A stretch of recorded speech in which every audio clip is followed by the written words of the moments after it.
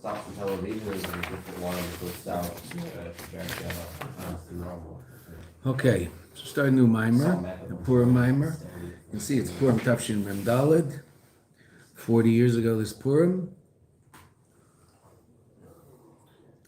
You can find this mimer in Melukat base. It was it's a Mugadik mimer. It was edited in Tafshin Mem Ches, Mem Tes, Mem Ches. It's Purim Tafshin Mem Ches, which is what it says in the front. Right? Shnas Hakel. I missed Shnas Hakel. You missed it? I missed it. Oh, you miss it. Yeah, last year was so exciting. Yes, last year was exciting. Okay. You wait another 7 years, you'll get another one. It's all right. Why don't they switch the mem and the daled in the year just so it doesn't say Chabad? Yeah. Okay. What's Chabad? Destruction. Annihilation, I guess that's a better word. Belaila hu nada dashnas hamelech. A pasuk from the Megillah. What's going on in the Megillah when that happens? It was after Big Time and Teresh's plot, and Mordechai foils the plot, and the king is restless in bed. Restless in bed, right? The king wakes up, so to speak, and he's like an interesting character, Achashverosh. So he asks for someone to come read him a bedtime story, and they read him a bedtime story. And they read him the bedtime story about Mordechai saving his life. And of course, then he asks, what happened to Mordechai? And what did they say? Nothing. And then what does he do? Arranges something. He arranges something. Some people did something. We just learned this Gemara actually in the Kiyos. Okay, no. Maybe, the reason why he was restless in bed is because he was thinking maybe somebody did something for me and I didn't reward them. Right. Okay. And then he realizes that's actually so he hears the story about Mordechai and he calls Haman in and he's like, what should we do for a great servant of the king? Right, and Haman, of course, being Haman, thinks that it's all about himself, and so he has this great plan that he should wear the king's clothes and ride on the king's horse and be led through the city and King Chofetz be right to do the king likes, etc. Okay, beautiful. So that's what happened. Now, Tachlis, of course, then he said, okay, so get Mordechai Yehudi and do that to him. And poor Haman. Haman said, who's Mordechai? Right, yeah. And it's like, Mordechai Yehudi. And Haman said, there are lots of Jewish Mordechais. It's a common name. And then Achashverosh says, the one who sits by the gate, the one.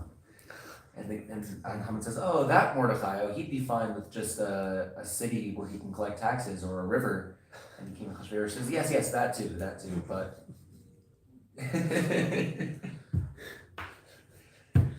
Right, okay, yeah. So then Haman leads Mordechai through the street and has garbage dumped on him, and the beginning of the end.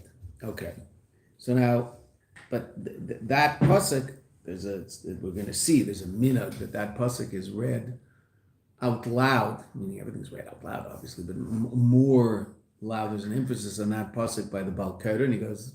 Right, he says, Belaila, makes a big deal of it. And then he keeps reading in the same voice that he's been reading all along. So we'll see why. Maybe created Yishmeicham Yadmer, but Ma'amad Dibur Maskal Zer. Friedrich Rebbe brought in a mimer that he said with this Dibur Maskal Belayu, not the Shnas HaMelech. Now, if you look in footnote 2, you'll notice when that was said. It happens to be very interesting when the Friedrich Rebbe said this mimer. The Shnas Tafshin, right? So that corresponds to 1940. Friedrich Rebbe got to America on Tes Adar, Tafshin, right? Which means 6 days, 5 days later was Purim. So this is the first mimer the Friedrich Rebbe said in America after he arrived. He had arrived 5 days earlier. V'a mimer. Now, if he had been there once before, he'd been there in Tafresh Tzadi, also had visited America, but this was not a visit. This was to stay. V'ua maimer rishon sha'amru be'beil artzei sebris b'pam hashniya, the second time. Right? The second time being the time that lasted. Right? So this is based on the Frierdiker Rebbe's first mimer said in America. The Isa bin Minhagim Maril, that the Maril, an Achron who writes a Sefer Halacha and also Minhagim, the me from Belaila who, quote, end quote, Srichim lagbia eskeilei b'kriyosei.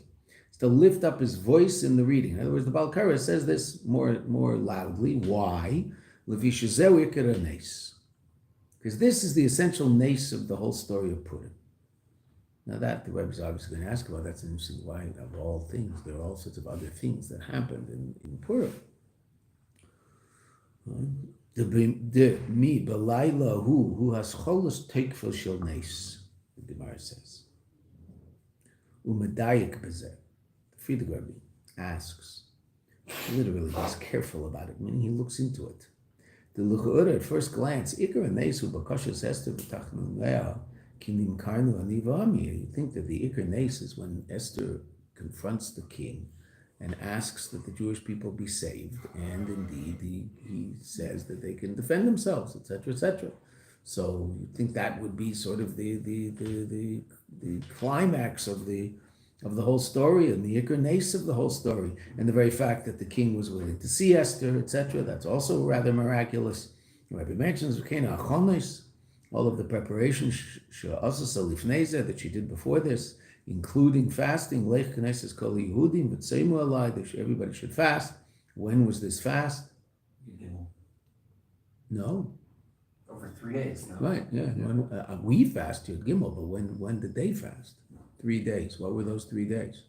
Yud Aleph, East. Tes Vav, Tes Zayin, and Yud Zayin Nisan. They were Mevatel the Seder. They fasted the first 3 days of Pesach. That's when the fast happened in Shusha. Right? Esther said we should fast, and Mordechai said, okay, so the Yidden fasted, and they fasted on the first 3 days of Pesach. We fast on Yud Gimel. Right? Isn't it Asr to fast on Pesach? Not if the Sanhedrin says you should. Right? Okay. Did they make up the Seder later? You make up a Seder. The Khan Seder, the Seder is the Seder. So that year they didn't have a Seder, they did something else. Pesach Sheni? They didn't bring a korban. They were chutz lines. They were chutz lines. There was no Beis HaMikdash. The Khan Omer, the Iker v'Teker v'Nes, and here it says that the Iker of the Nes, hu mashanada d'shnas HaMelech. Now, it's going to become much more important later in the Mimer, but you will notice that it does not say the king woke up. It says the king's sleep moved. That's the language. Nadada. Nadada means to move. So the simple pshat is it moved from him. Right, okay. So, Umeivi al-zeh, and the Frierdiker Rebbe brings on this, the Isa b'Yalkut, it says in the Yalkut Shemeni, a collection of midrashim, Belaila hu nadad shnas hamelech hu malka shleila. It's the king of the world, because of course we know when it says hamelech in the Megillah, it also refers to the Eibishter. So the king woke up. So the Medrash asks, "V'chi sheinu yesh lefanav." Does the king sleep? Hine lo yonu v'lo yishan shema Yisrael. HaKadosh Baruch Hu doesn't sleep. Right? So how can we say that he woke up if he wasn't asleep? Elo, so the Medrash answers, Kishi Yisrael chaytim, when Am Yisrael act in an improper fashion, oise atzmei kiyoshem. He makes himself as if he's asleep. Right? And then look at footnote 8. David Melech also mentions this. Shenemar, and this the Medrash brings this. Shenemar, lama tishan havaya. Why are you sleeping? But wait a minute, we say hine lo yonav v'lo yishan. Oh, when Am Yisrael is doing the ratzon of the Eibishter, lo yonav v'lo yishan. When Am Yisrael is not, so then HaKadosh Baruch Hu is, so to speak, asleep. Uk'sheisu mitzayne lo yonav v'lo yishan. Oh, okay. So that's the headline. The Iker Nes is Nada the Shnas HaMelech, that the king's sleep moved, which simple pshat is the king woke up. Right? The king, the Rebbe said, this is the Iker Nes. The king, the Rebbe says, based on the Medrash, the king refers to the Eibishter. The Eibishter woke up, So what does that mean the Eibishter woke up? Well, why was the Eibishter asleep? The Eibishter was asleep because the Yidden were asleep, because the Yidden's Avodah was not as it should be, so they were sleeping in their Avodah, so the response above is to sleep, so to speak. Now, what does that mean? So the Rebbe is going to explain what sleep is. If I don't understand what sleep is, then it's very hard for me to understand what this is talking about. Va'inyan hu, the matter is azori, the hine. Adamu adam el'elyin. A person is likened to above. Right? Meaning, we can understand, we can understand things about HaKadosh Baruch Hu by virtue of understanding things about ourselves. Mipsari echse elika, the pasuk in Iyov, from my flesh I see God. In other words, that we can understand, we're created in the image of God, and there's all sorts of things we can understand about the Eibishter by virtue of what happens to us. V'lochein, kol inyanim shel hamayla, all things above, heim ba'osa eifin, they're in a similar fashion, kfi shem ba'adam, as they are in a person. Atem kruim adam, you're called adam. That refers to Yidden. Gemara in Yevamah says that Yidden are referred to as Adam. Ha-Adam is humankind in general. Adam specifically is Yidden. Le'elu kegavna delatata. Above is like below. Ubeloshen kosev k'mayim apanim lapanim. Like water face to face. Kain leva Adam la'Adam, so to the heart of a person to another person. Now that pasuk you probably have run into. Where have you run into that pasuk? He didn't run into that pasuk. He just rolled right over it. You've all seen it. The Baal Tanya quotes that pasuk a number of times in Tanya, referring to the fact that the meditation, our contemplation of God's greatness, will produce a love of God. K'mayim panim l'panim. Once we appreciate how great God is and how much He loves us, k'mayim panim l'panim kach leiv adam. So we will respond in kind. We'll appreciate His love, and that will arouse in us the love of HaKadosh Baruch Hu. That's how the pasuk is usually used in the context of Chassidus, but here the Rebbe is using it in a much more general way. That life down here is well, you can say it either way, right? Because really it is a two-way street, but in this context, the Rebbe is really saying life up there, reality up there, is an image of reality down here.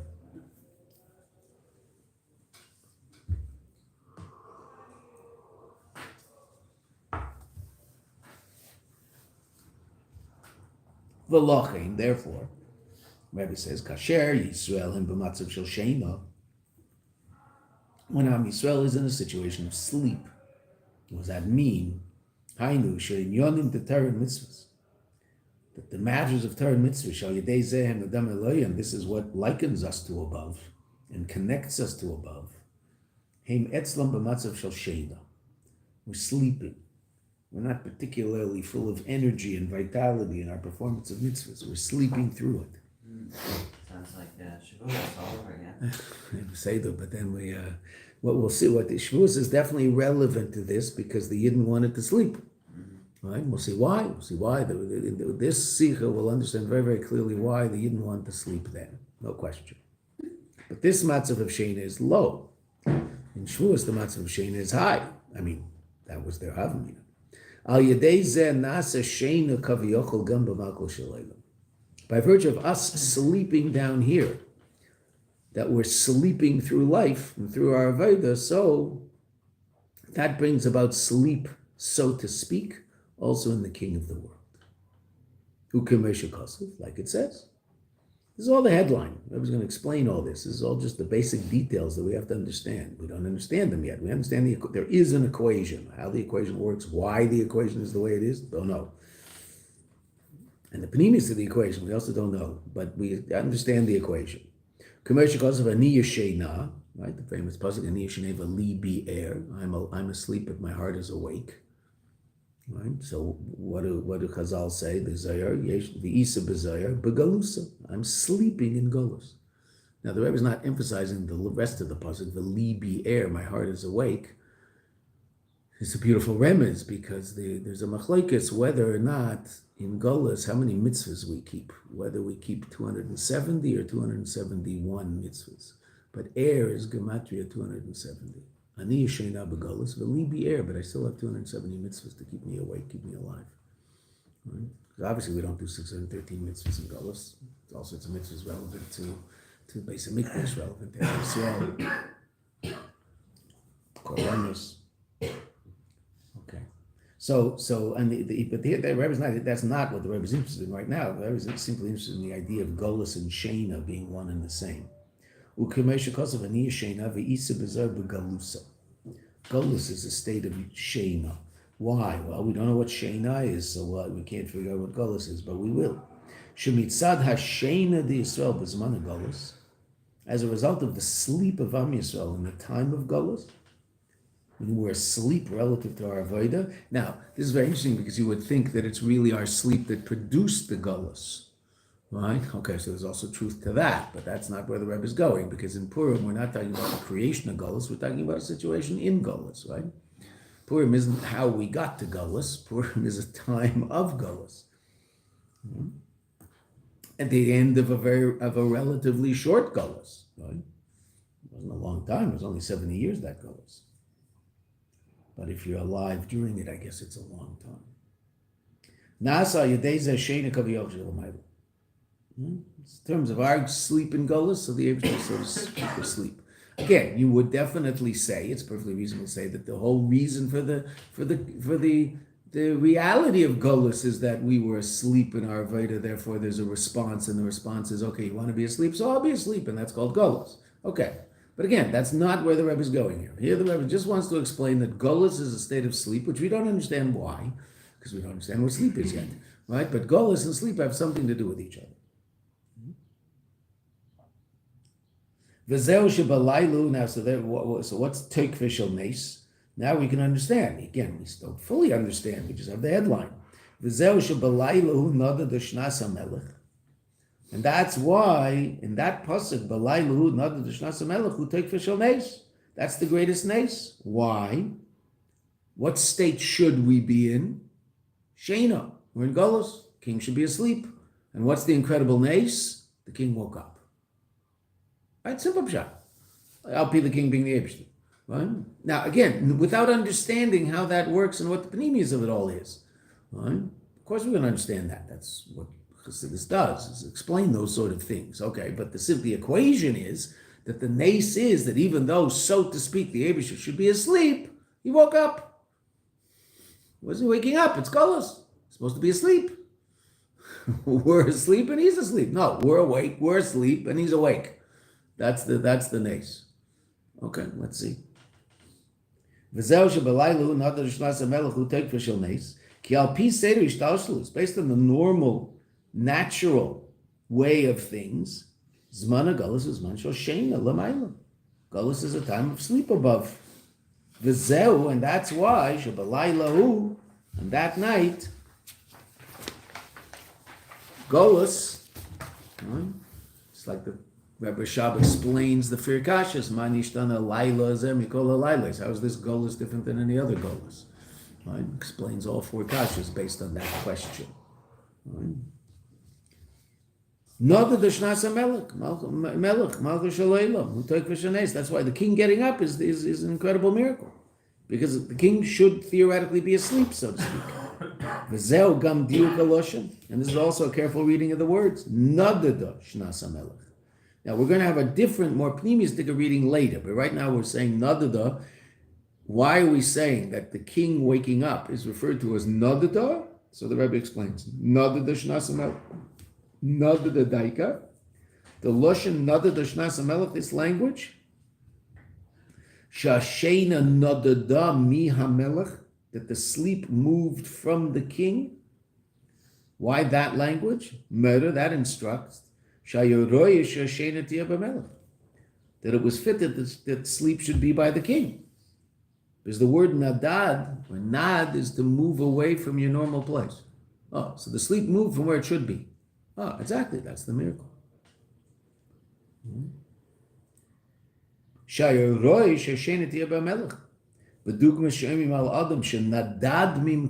moved away from his place. He has a place, and he should be in that place. And if he's nadad from that place, so that's unusual, that's irregular. So too in this situation, the king should be in a state of sleep because we're in a state of golus, and yet the miracle is that the king's awake. Ki zman golus is zman shel sheina. Golus is a time of sheina. El shaya nes shashena nadad mimen. Okay. That's mamish, the headline. That's the basic idea. Now, if you just wanted a vort to say at the Shabbos table without explaining anything to anybody, so here it is. This is the nice little vort to say at the Shabbos table. That's why people have a hard time, what they want to say over something from one of our rebbeim at the Shabbos table, so it's like 8 pages long, right? Right, so they always have a hard time, right? So if you want something short and sweet, so look in the Sfas Emes, you'll get something, 8 lines. Beautiful idea, but a question and answer, beautiful, amazing. What's missing? There's nothing missing. It's the Sfas Emes, right? But what's not there, right? What's not there is Chabad Chassidus. What's Chabad Chassidus? Habir b'zeh. Levels. The explanation of this is as follows, right? Meaning, here's the vort. Boom. Wow. Psh, supposed to leak air. Psh. Right? That's the vort. The Abisha should be asleep because it's gullus and he's awake. Psh. Okay. That's good. But what does all that really mean? What Shena? Why is gullus Shena? Etc. So that's what we're going to try to understand. Now, the Rebbe in base and the first part of Gimel continues quoting the Frierdiker Rebbe.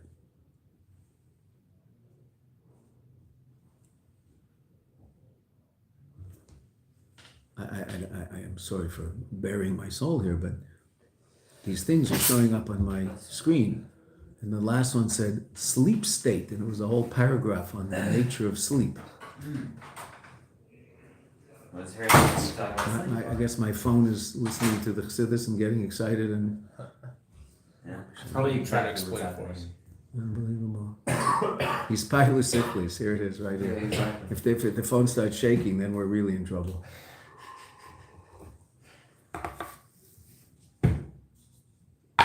We lose a mushal for a very important idea in Chassidus, and the two different states of transmission from one to another. One's called ma'avar, one's called islavshus. So these things are always the mushal for ma'avar. What does ma'avar mean? I mean, it goes from place A to place B through the agency of, it goes from place A to place C through B. Right? Okay. But B is not changed in any way, shape, or form. B gives it over exactly the same way A said it, but it doesn't affect the B at all. That's this. This is ma'avir, what a person says to a third person, right? Or a second person, because this thing isn't a person. And it does a perfect job, but it's not affected kihuzeh. Right? It's still exactly the same phone. That's called a ma'avar. Right? Whereas hislavshus is, if I were to say an idea to you, then it's mislavish in your brain and you give it over to someone else. Now, you're not going to give over the same thing I said. You're going to give over your understanding of the thing that I said because it was mislavish in your brain. So it's going to change by virtue of the fact that it goes through this process called hislavshus. You're not a ma'avar. You're not a tape recorder. You're a person with seichel. Now, some people don't understand and all they do is transmit. Right? People who just, parrot what the teacher said, so they don't understand what they're talking about. Right? That's why Rav Yoel was very against the fact that bar mitzvah, my marim, etc. should be said over Baal Peh, word for word. Bothered him. So I understand. So the guy's saying he memorized a bunch of words. What does that mean? Should say for the mimer, he understands. He's explaining something. He explains the mimer in his words. That's what he wanted. It's not what he got, but that's what he wanted. See? There are people who do. Right? But so if this thing starts reacting, so then the whole mushal of ma'avar has disappeared. So I don't know what we're going to do. So there's an advantage to ma'avar, of course, if you get exactly what the original statement was. It's a disadvantage, and this thing isn't affected kihuzeh. It's not affected at all. Umamshir b'maimer. Next time there's any message, I'll let you know. Umamshir b'maimer. The bir inyan hashena lamayla. The Frierdiker Rebbe continues and explains the whole idea of sleep. Now, obviously, sleep above is harder to understand, but we'll understand it by virtue of understanding something about sleep below. Yuvan mi'inyan hashena ba'adam lamata. This will be understood by virtue of understanding sleep in a person below. Mibsarech ze'eleika, right? Pasuk in Yev. From my flesh, I see God. In other words, we understand Elokos by virtue of understanding things about ourselves. Example, Keiches and Nefesh help us understand the reality of Seviv and Mamale, right? Aspects of the soul that are clothed in the body, clothed in Kalim, act through those Kalim, sight, intellect, speech. Aspects of the soul that are Makif, Ratzon, Tainuk. Okay, so we look at ourselves and we understand things about Mamale, Seviv, above.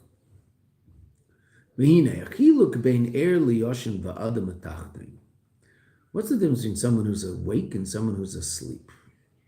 Depends on the person, huh? Doesn't affect the essence of his being. I mean, a person is just as alive when he's asleep as he is when he's awake. How do you know that? Well, if someone were to murder someone when they're asleep, they're chayav misa.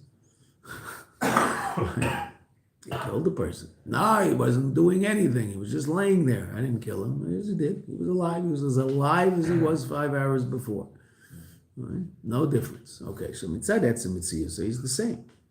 And not only that, sharigam be'es hashena mitzius he b'shleimus. Right? His existence is whole. Be'es hashleimus yeshnam kol evada v'gidav. He has all of his limbs and all of his muscles and sinews, etc. Also the vitality of them. They're alive. His heart is pumping. Right? He's breathing. Oxygen is being absorbed by the lungs, and he's oxygenating the blood, etc. That's all happening. Everything's happening. And also all the powers of the soul are still there. And they're actually doing what they usually do. Like we see clearly regarding dreams. What happens in a dream? In the dream, there's the action of all of the powers of the soul. A person thinks in a dream. A person can emote in a dream. Which, interesting enough, footnote 19 mentions that that's not in the Frierdiker Rebbe's Maimer. The Rebbe added that. Right? But also Ratzon and Tainuk. That a person can experience a will, a desire, when they're asleep, so they can tell someone to do something. Could you please get me milk from the fridge? Right? Tainu, they can experience pleasure when they're asleep. They can see someone that they like a lot and get very excited and experience the pleasure of seeing them.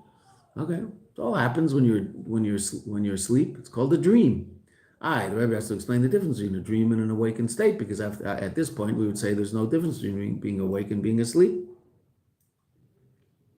But we're first talking about the sameness of them, the similarities. Va'ad, the kasher hu zeicha, not only does the seichel and midas work, when a person zeicha, when a person merits, and there are certainly many stories of this, ha-seichel shel maskil b'cholim hu seichel amiti. The idea that a person understands in a dream can be a very, very deep idea, and as a matter of fact, can be a deeper idea than he could have understood when he was awake, because he doesn't have the limitations that he has when he's awake.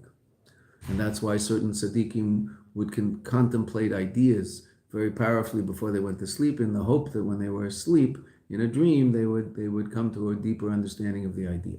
There's a whole sefer called Shilas and Tshuvas Min Hashamayim, written by one of the Balei Tosfos, which are answers to questions that he received when he was asleep. He would contemplate an idea before he went to sleep, and then explain, and the idea would be explained to him when he was asleep. Okay, so that means that there can even be greater seichel. So there's certainly seichel, certainly midas, no question about that. Okay. So then, Taka, what's the difference? But before we get to the difference, the Rebbe is going to continue explaining the similarities. Even someone who's not on this level. That book, it's just interesting to say, that book, Shilas and Tshuvas Min Hashamayim, you can buy the book. It's from one of the Balei Tosfos. So it just happens to be interesting in the book, and I have no explanation for why this is. It's just interesting. There's only one date mentioned in the whole book. In the book, he mentions one day that he had a particular dream. Right? All the other dreams, he just says, I had a dream, and this is the answer that I received from above. Right? He mentions one date, and he refers to it as the great and holy day, Yud Tes Kislev. The Baba just got very excited about the fact that This one of the Balei Taisvus is talking about this unbelievably auspicious day called Yud Tes Kislev. That was 500 years before. 500 years before a little less than 500, but yeah. No one can explain what that is. I mean, obviously there was something special about today, but it's the only day he mentions in the whole book. He doesn't mention the dates that these happen. He just says, this happened. He had a dream. What there was to make what day it was. Right? He mentions one day. I had a dream on the auspicious day of Yud Tes Kislev. Okay. It's something that Lubavitchers notice in the book. Okay, but even someone who's not Zeicha, he's not on the level of the Balei Taisvus so they can have dreams and come to deep understandings. We see clearly, everybody sees clearly. In his dreams, it's all there. Everybody's had dreams. Everybody knows it's all there. You can wake up in a dream in a very good state. You can wake up in a dream being afraid. You can wake up in a dream in the middle of a conversation. You can actually have conversations in languages that you only know peripherally, but you really do know the language, meaning it's in there, and you can have a conversation in that language if you have a second language, but that you've forgotten most of it. Okay, you can speak it in a dream. Right? You can't speak a language you've never learned, because you can't do anything yesh mi'ayin in a dream, as we're going to see. But let's say you learned French in high school, and then you forgot it all. Okay, you could dream in French. It's all in there.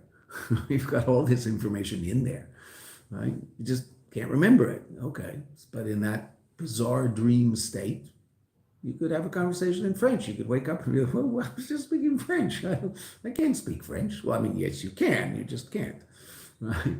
Now, again, you couldn't do that in Swahili, because you don't know any Swahili. But if you learned Spanish in high school, you learned something, or some Russian in high school, whatever. I assume in America they don't learn Russian in high school. But whatever it is that someone might learn, so they could whatever words got in there are still in there. Just we can't necessarily always access them. Mm-hmm. Which is actually an interesting mashal. I never thought of it before, but that's an interesting mashal for the idea of the nefesh elokis. It's there, it's just hard to access. Well, how do I know it's there? I'm not aware of it. Okay, so wait a minute. What about something that you learned that you forgot? Is it in there? It's in there. No one would have a hard time with that idea. They'd understand that. Of course it's in there.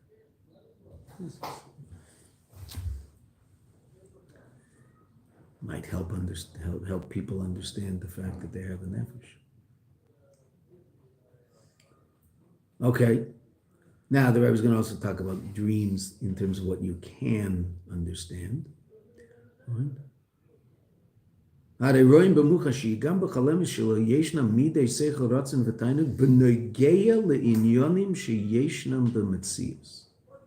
Regarding things that there are in existence.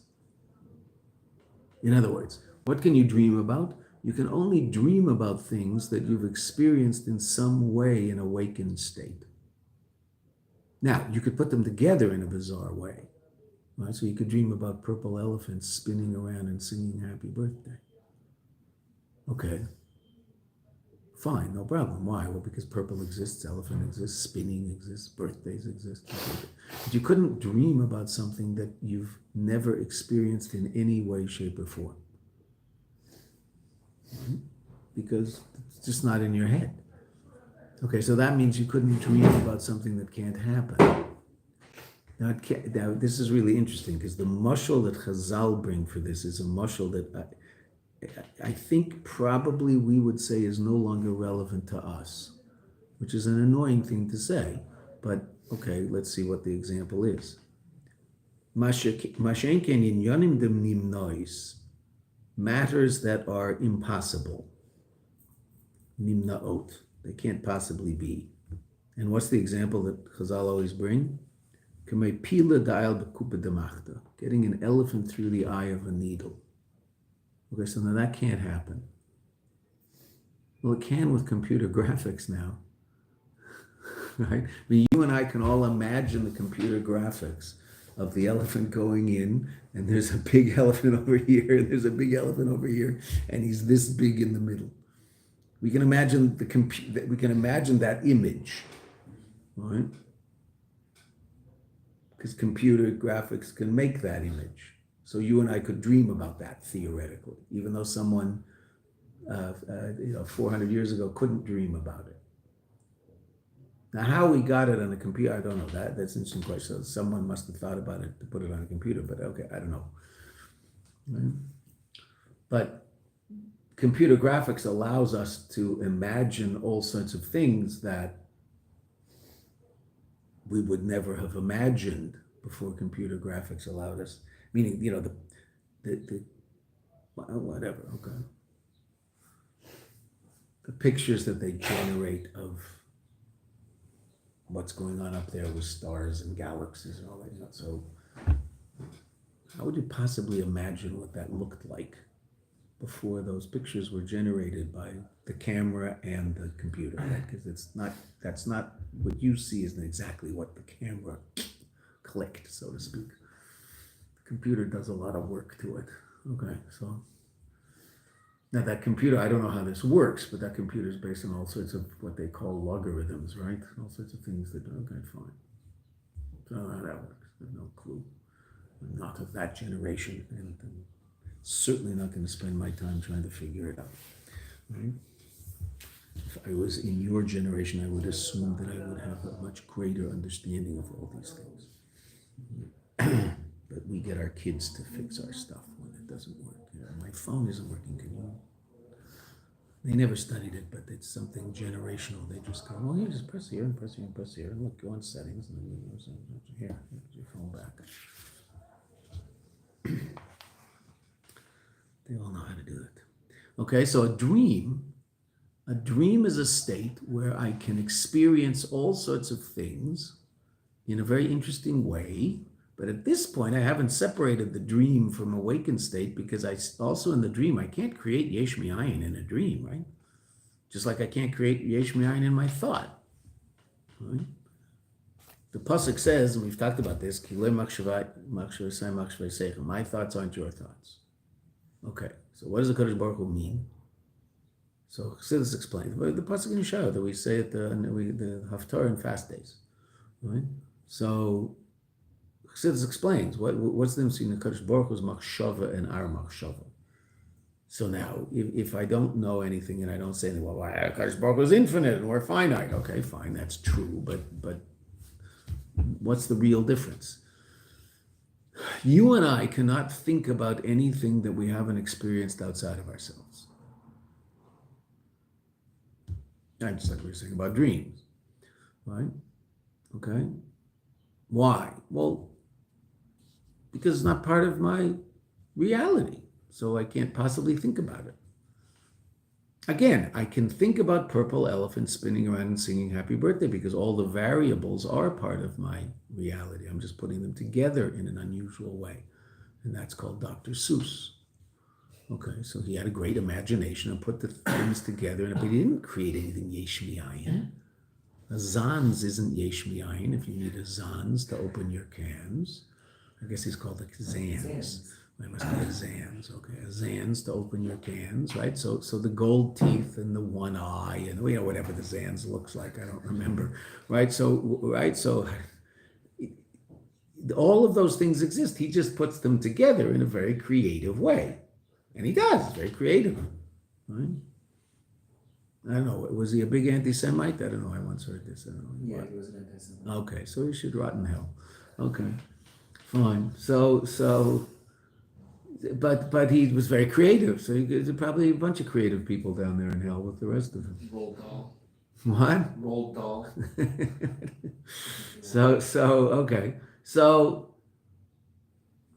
But there's no yesh me'ayin, because you and I can't think about something that we haven't experienced outside of ourselves. That's the nature of human thought. The Eibishter, the only reason it exists is because he thinks about it, so to speak.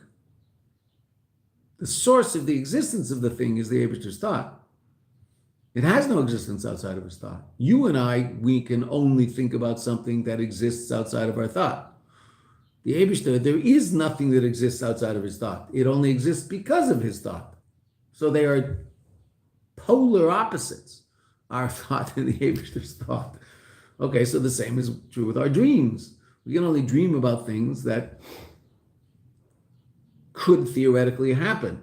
Now, they can't happen often, but they're within the realm of the reality of I've experienced. So let's go a little further, because it's so interesting, this union of dreams. Try to finish the paragraph. I don't know whether we'll succeed. The pila daya b'kupa demachta. V'chiluk shebein er liyoshin. What's the difference? The be'esh shu er, when a person's asleep, kol inyanim him ba'ifin masuda. Everything's orderly. He's awake. No? When he's awake, I'm sorry. When he's awake, everything's orderly. Thank you. Right? Everything's orderly. Right? Things happen in order, in space, in time. Everything works a certain way. Why? Well, because you're conscious of reality and everything has its place in reality. That means there'll also be certain priorities, right? Certain things will be more important, certain things will be less important, right? Well, because you're awake and you're making conscious decisions as to what's more important and what's less important.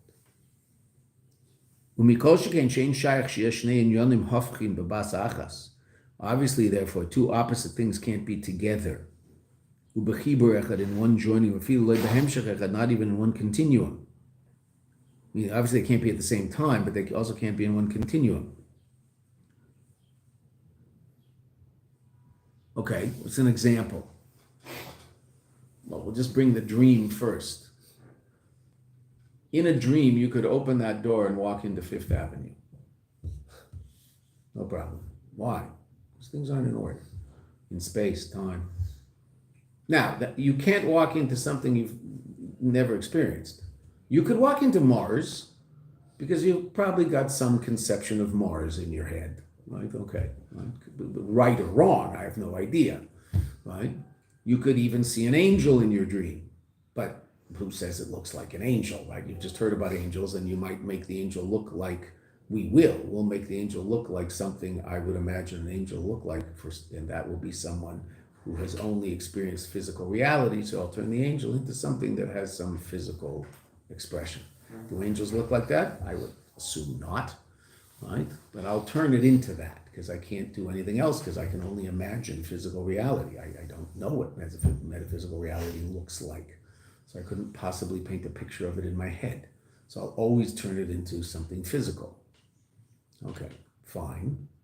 So now, I could open that door in a dream and walk onto Fifth Avenue, or I could in a dream be having a cup of coffee in a cafe in Paris with Rabbi Vichnan and my 5th grade teacher. The three of us could be drinking coffee together in a cafe in Paris. In a dream. In a wakened state, not shaykh at all. None of us are shaykh to Paris. Rabbi Vichnan and my 5th grade teacher have nothing to do with each other.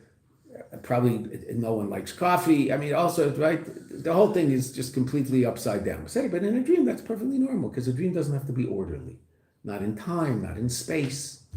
That'll also refer to priority. What's more important, what's less important, what should be on top, what should be on the bottom, what should be in the middle. Doesn't matter in a dream. Fine? We'll see why. I was going to explain why, but first we just have to understand the what of it. Okay? So in a wakened state, though, I can't walk out that door and go to New York. Well, I can, but there's all sorts of things that have to happen in sequence, in order to make that thing happen. I could walk out that door and go to New York, but it would take a while. I have to get in a cab and go to a plane and get in the plane and walk out of the plane. And when I walk out of the plane, I'm in New York. That's the way it works when I'm awake. When I'm asleep, I could walk out of that door into immigration in Kennedy. No problem. You can even skip immigration. You could, yeah, that would be the best part. No, I was talking about a nightmare. Right?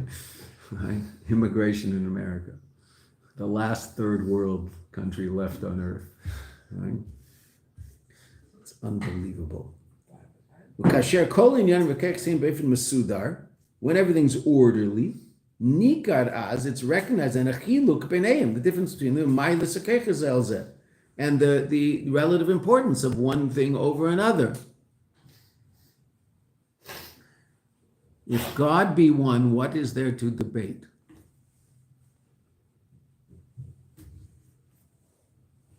That just showed up on my screen. And then there was a paragraph after it, it disappeared. This is very strange. I'm getting nervous. Who's watching? Right? Could it be that someone would put that up? Oh, that could be, right? Theoretically, can someone do that?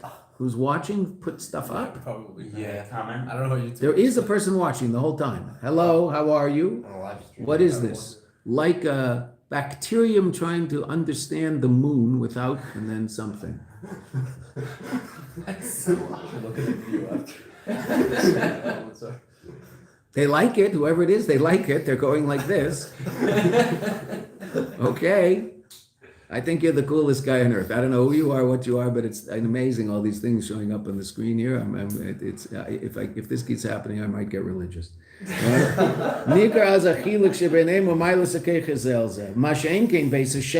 just see what doesn't happen in sleep. Two opposite things can be brought together into a state of oneness. Something very lofty and something very lowly. Until things can be somehow joined together in a completely haphazard way, rather chaotic way. So, okay, now the Rebbe is talking about deeper things than simply drinking coffee in Paris with people who don't belong together. Okay, but that's just an example of that idea, right? That all sorts of things can just be a chaotic mess in a dream. Okay, fine. Why? Because I'm not filtering things out the way I filter things in orderly state. Okay, say that, but we'll see why that is. And all the more so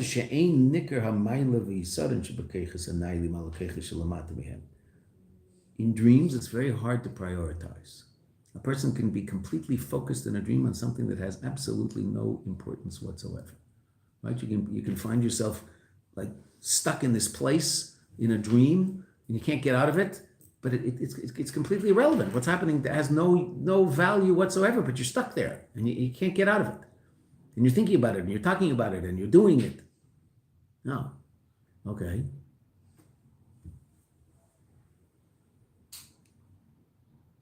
See two more lines and we'll stop.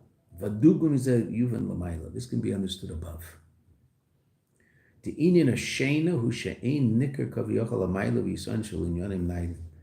Shena is, what's this above? Meaning relative to how the Eibishter runs the world when he, so to speak, is asleep. He allows the world to be in a dream state, meaning things are haphazard, things that are of greater importance don't seem to be, things that are lesser importance seem to be of great importance. Wow, that's Gullus. So in Gullus, who are the most important people in the world? Athletes and entertainers. Right? People, yeah, I'm sure there's some who are interesting and intelligent people, but the vast majority seem to be absolute morons, right? Okay. Now, there are intelligent people out there, right? But my brother always said the reason that he likes to watch tennis, even though I think it's ended now, the reason he likes to watch tennis is it's the only sport he can watch where no one has tattoos. They seem to be a slightly higher class of person than the basketball player that is just it's just Magil. You can't look at them. I just can't. It's just so disgusting.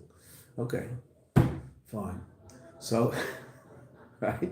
So, and yet this not only is this person famous, their political views are considered of importance.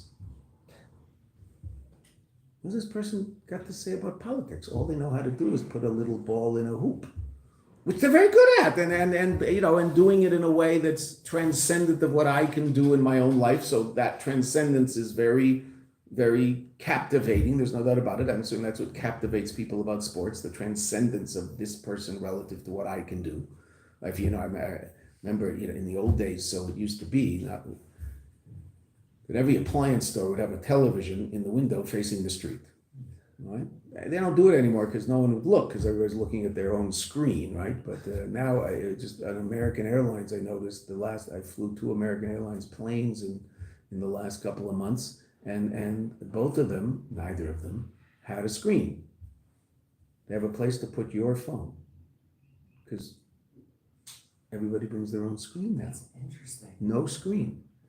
There's a place to put your tablet or your phone, and you put it there, and they will give you Wi-Fi, and you can watch whatever you want. Why do I need them to give me what to watch? I've got an unlimited thing in my own phone.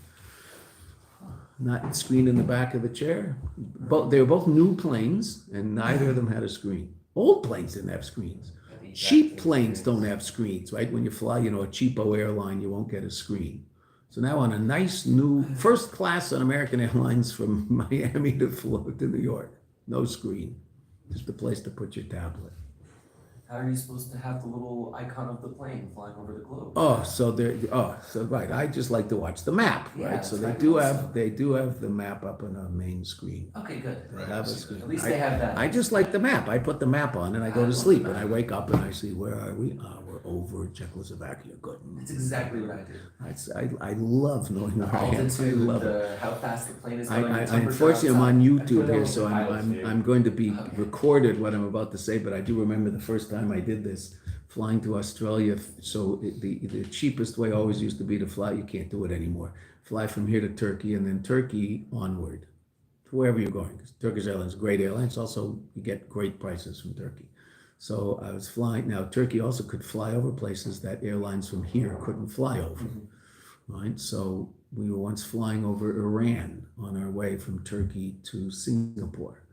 So I decided, we're not going to pish on Iran.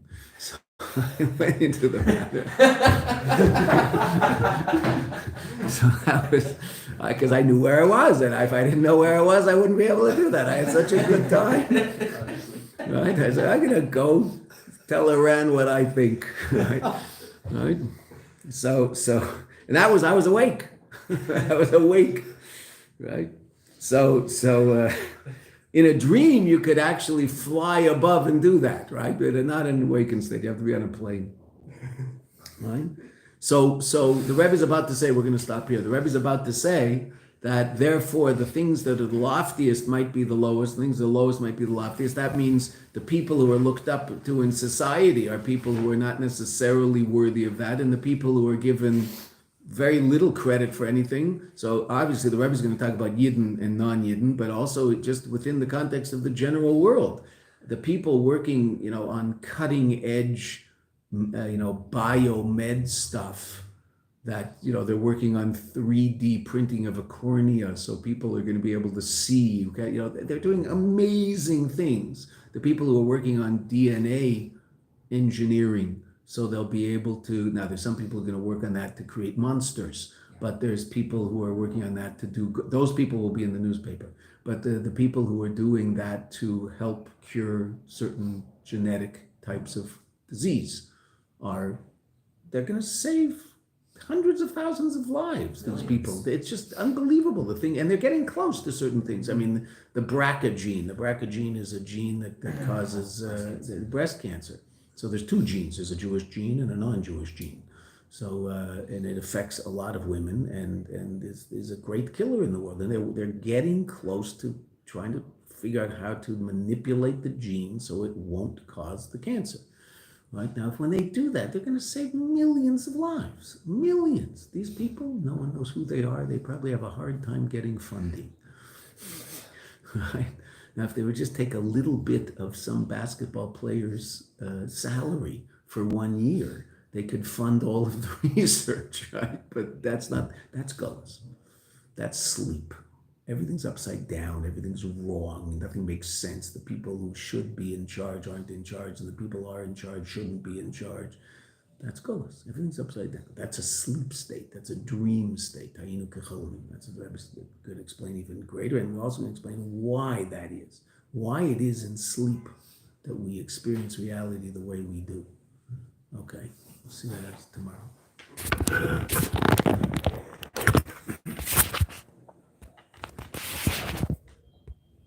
I wonder if it was Daniel